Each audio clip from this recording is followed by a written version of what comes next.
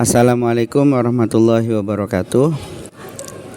Salam sejahtera untuk kita semua. Berikut adalah catatan modul 1.1.A4 eksplorasi diri tentang penugasan atau refleksi diri. Tema refleksi pemikiran pendidikan Ki Hajar Dewantara.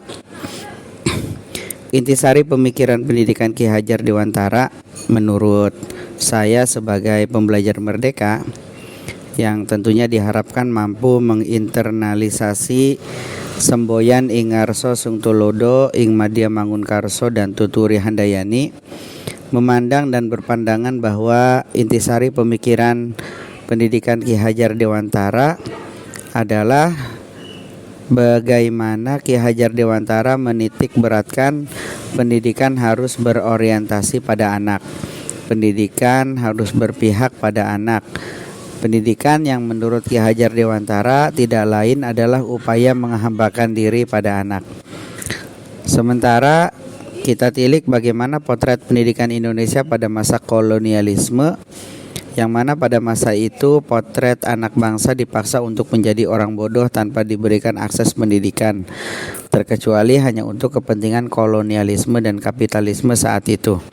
Orang-orang hanya boleh belajar membaca, menulis, dan berhitung hanya untuk mendukung kepentingan tuan-tuan dan majikan-majikan mereka, bukan karena untuk mensejahterakan kehidupan kita sebagai bangsa yang terjajah.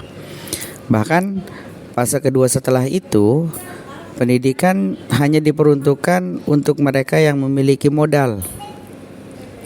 Pendidikan hanya terbatas pada anak-anak pejabat. Pendidikan hanya untuk anak-anak bupati atau istilahnya centeng-centeng Belanda saat itu. Hingga akhirnya Raden Mas Suryadi Suryaningrat membuka akses pendidikan selebar-lebarnya bagi seluruh kalangan untuk melek belajar, baik membaca, menulis, dan berhitung dengan didirikannya Taman Siswa di Yogyakarta. Pada hal ini kita bisa melihat bahwa sosok Ki Hajar Dewantara memposisikan perbedaan antara pengajaran dan pendidikan. Pengajaran yang menurut Ki Hajar Dewantara adalah bagian dari pendidikan, yang mana pengajaran adalah proses pendidikan dalam memberikan ilmu atau berfaedah untuk kecakapan hidup peserta didik.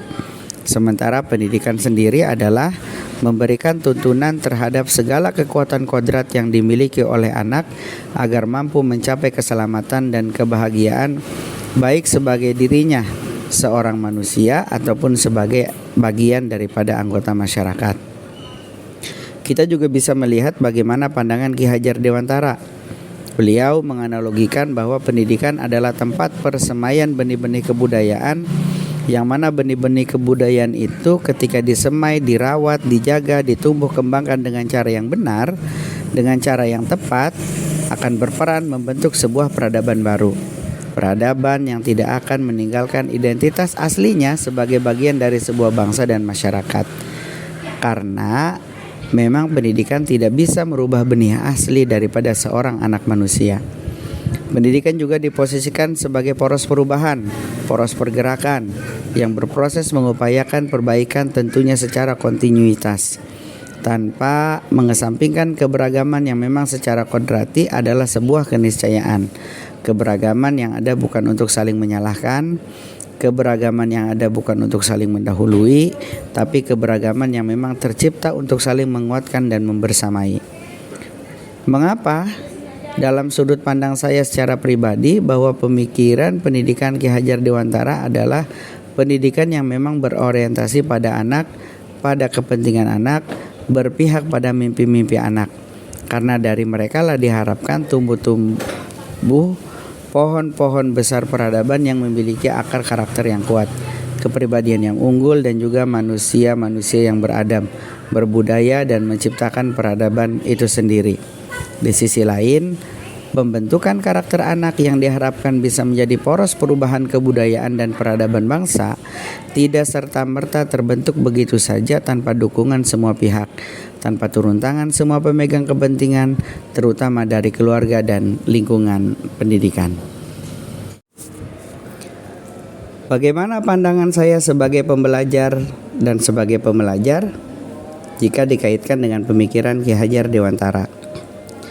Sebagai seorang pembelajar, saya memandang bahwa pemikiran Ki Hajar Dewantara tentang pendidikan adalah hal yang memang akan terus relevan dengan perubahan zaman, seperti apapun, baik pada era kolonialisme saat ide-ide ini dicetuskan sendiri oleh Ki Hajar Dewantara maupun pada masa saat ini. Karena apa yang disampaikan oleh Ki Hajar Dewantara adalah sebuah dasar bagaimana tujuan pendidikan nasional yang juga merupakan tujuan kemerdekaan bangsa ini dalam rangka ikut mencerdaskan kehidupan bangsa dan juga melaksanakan perdamaian dunia. Semua itu hanya bisa diraih dengan ilmu pengetahuan. Ki Hajar Dewantara memposisikan seorang guru sebagai seorang penuntun yang bisa membantu persemaian benih-benih kebudayaan yang akan menjadi cikal bakal peradaban, yang membangun karakter bangsa Indonesia sebagai bangsa yang berbudaya dan berperadaban. Sedangkan sebagai pembelajar atau murid, saya memandang konsep yang disampaikan oleh Ki Hajar Dewantara adalah konsep yang memang mengupayakan pendidikan untuk memanusiakan manusia. Pendidikan yang berpihak pada anak, berorientasi pada kepentingan anak, dan tentunya memandang anak bukan lagi sebagai objek, tapi sebagai subjek dan peran utama dalam pendidikan. Hal ini tentu membahagiakan, karena ketika kepentingan anak diakomodir dalam pendidikan atau dalam ruang-ruang belajar, kita bisa tumbuh kembang sesuai dengan kodrat kita masing-masing, tanpa harus dipaksa seragam. Sama dengan begitu banyak keragaman yang sejatinya itu adalah sebuah keniscayaan dan menjadi kekuatan tersendiri bagi pembentukan kebudayaan dan peradaban bangsa. Jika anak-anak sudah bahagia, maka tujuan-tujuan pendidikan juga akan bisa tercapai dengan sangat mudah. Demikian yang bisa saya sampaikan. Salam bahagia, salam berbagi, semangat kolaborasi. Dari saya Muhammad Faizin, peserta CGP Angkatan 6 dari Kabupaten Pandeglang, SMA Bidayatul Hidayah. Terima kasih. Akhirul kalam, wallahul muwaffiq ila aqwamit thoriq. Wassalamualaikum warahmatullahi wabarakatuh.